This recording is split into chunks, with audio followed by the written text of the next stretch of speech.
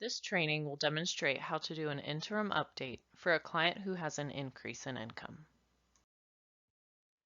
The purpose of an interim update is for tracking and updating a client's progress, such as a client's housing move-in date, if they have moved into permanent housing since you first began working with them. Please refer to ECHO's website for a separate training on housing move-in dates. Another purpose of an interim update is for a change in income. It is incredibly important that we capture these successes in HMIS correctly, since they can affect a client's eligibility, and we want to report on their successes locally and federally. Where to find the interim update? From the client summary page, click on the Entry Exit tab, and that will take you to the Entry Exit record, where you will be able to add an interim. Click on the checklist icon under Interims. After you've clicked on the Interim Review checklist icon, the Add Interim Review window will pop up, and under the Interim Review Type dropdown, select Update.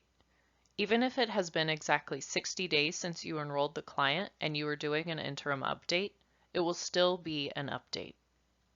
The review date needs to be the day that you were informed by the client of this change, then click Save and Continue. Under Monthly Income, Benefits and Sources, click on the blue HUD verification.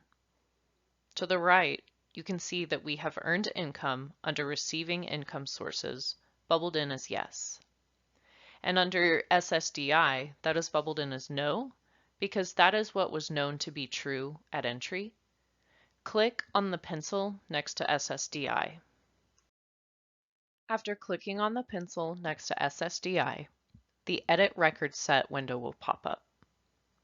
Since Megan was not receiving SSDI when we first enrolled her into our program on June 28th, we need to close out the no record because that record is no longer to be true. So we are closing out the fact that she was not receiving SSDI as of yesterday, September 2nd. Today, September 3rd, she is receiving SSDI because she notified me that she was. The only thing we need to do on this record is add the end date to the no record.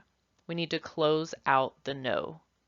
Since we added that September 2nd end date, click Save to lock in the ending of the no record. After clicking Save, the record is showing that it is incomplete. That is because the system realizes that as of today, which is September 3rd, there is not any type of data in place for this SSDI record. So click Save, and a pop-up window will appear stating, "Would you like to update these now?" Click Yes, and select the Yes bubble next to SSDI. The Add Record Set will pop up to create the Yes record for Megan receiving SSDI. Enter the amount, which in this case is $1,000. There is no need to put an end date because this is a monthly amount of SSDI that is ongoing. You'll click Save and then Save and Exit. Here we are creating the Yes record that Megan is indeed receiving SSDI as of today, September 3rd.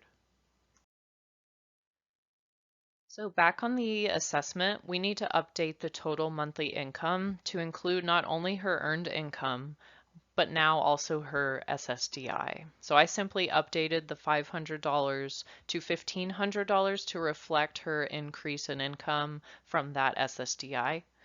So if you enter in that new amount into the total monthly income space, and you'll scroll all the way down and click Save and Exit at the very bottom of the assessment to save that update.